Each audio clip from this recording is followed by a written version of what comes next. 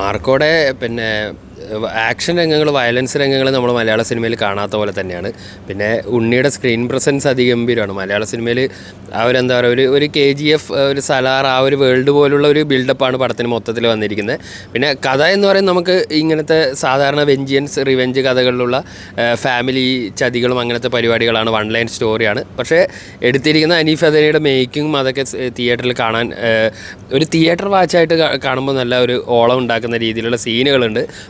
കൂടെ രവി ബർസൂറിനെ നമുക്കറിയാം. രവി ബർസൂർ സൗത്ത് ഇന്ത്യയിലെ KGFന് ശേഷം അറിയപ്പെടുന്ന ഒരു മ്യൂസിക് ഡയറക്ടറാണ്. ബാക്ക്ഗ്രൗണ്ട് സീനുകളൊക്കെ നല്ല എലിവേറ്റ് ചെയ്യുന്ന രീതിയിൽ പുള്ളി ബാക്ക്ഗ്രൗണ്ട് മ്യൂസിക് ചെയ്തിട്ടുണ്ട്. ഓവറോൾ നമ്മളിപ്പോൾ ഈ പടത്തിന് ആകെ നെഗറ്റീവ് വരാൻ പോകുന്നവരെ അമിതമായ പ്രതീക്ഷ വെച്ചിട്ട് അതിൻ്റെ ആ ഒരു ഹൈപ്പ് വെച്ചിട്ടുള്ള ആ എക്സ്പെക്റ്റേഷൻ മീറ്റ് ചെയ്തോന്ന് ചോദിച്ചു കഴിഞ്ഞാൽ പലർക്കും പല അഭിപ്രായമായിരിക്കും. പക്ഷേ ഒരു മലയാളത്തിലൊരു ഫ്രഷ് അറ്റംപ്റ്റ് എന്ന രീതിയിൽ തന്നെ നോക്കുകയാണെങ്കിൽ ഒരു വ്യത്യസ്തമായ അനുഭവമായിരുന്നു മാർക്കോ. വയലൻസ് രംഗങ്ങൾ വളരെ ഡയറക്റ്റായിട്ട് കാണിച്ചിട്ടുള്ള ആ ബ്രൂട്ടൽ, പിന്നെ ഇവർ ഷൂട്ട് ചെയ്ത മൊത്തം രംഗങ്ങൾ ഇവർ സിനിമയിൽ ഇറക്കിയിട്ടില്ല, കുറേ സെൻസർ ചെയ്ത് പോയിട്ടുണ്ട്. ശരിക്കും പറഞ്ഞാൽ ഒരു അഡൾട്ട് ഇതൊക്കെ കൊടുക്കുകയാണെങ്കിൽ ആ സീനും കൂടി ഉൾപ്പെടുത്തണമെന്നാണ്. കാരണം ഏതായാലും അങ്ങനെയുള്ളവരാണ് ഈ സിനിമ ഭയങ്കര റെസ്ട്രിക്റ്റഡ് ആയിട്ട് 18+ മാത്രം കാണുന്ന മൂവിയാണ്. അപ്പോൾ ആ ഒരു ജോണർ വെച്ച് നോക്കുകയാണെങ്കിൽ മലയാളത്തിലൊരു ഫ്രഷ് അറ്റംപ്റ്റാണ് ഈ സിനിമ എന്ന് പറയേണ്ടി വരും. സ്ക്രീൻ പ്രസൻസ്, ബാക്ക്ഗ്രൗണ്ട്, അങ്ങനെ ഒരു തിയേറ്റർ വാച്ചായിട്ട് മൂവി നൈസായിട്ട് വന്നിട്ടുണ്ട്.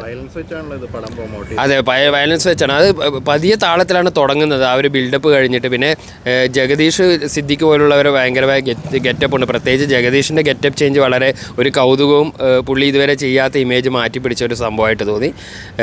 ആ വയലൻസ്, ആ രംഗങ്ങൾ നമ്മൾ ഇത്ര ഡയറക്റ്റായിട്ട് സിനിമയിൽ സാധാരണ ബ്ലർ ചെയ്തിട്ടോ വേറെ എന്തെങ്കിലും സാധനങ്ങൾ യൂസ് ചെയ്തിട്ടൊക്കെയാണ് കാണിക്കാറ്. അപ്പോൾ അങ്ങനെയുള്ള കൊടൂരമായ വയലൻസ് സീനുകൾ സിനിമയിലുണ്ട്.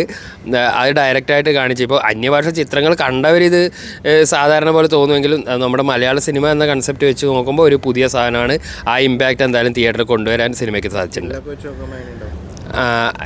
കില്ലാണെങ്കിൽ കില്ല് ഫുൾ ആ ഒരു സ്റ്റോറി ലൈനേ വേറെയാണ്. ഒരു സിറ്റുവേഷൻ ഒരു ട്രെയിനകത്ത് മാത്രം നടക്കുന്നതാണ്. ഇത് കുറച്ചുകൂടെ വാസ്റ്റായിട്ടുള്ള കഥയാണ്. ഫാമിലി ബന്ധങ്ങൾ, ചതി, അങ്ങനെ കഥാപരമായിട്ട് വ്യത്യാസമുണ്ട്. പക്ഷേ ആക്ഷൻ രംഗങ്ങൾ ഏകദേശം അതുപോലെ തന്നെ ഡയറക്റ്റും ബ്രൂട്ടലായിട്ടുള്ള ആക്ഷൻ രംഗങ്ങൾ വന്നിട്ടുണ്ട് സിനിമയിൽ.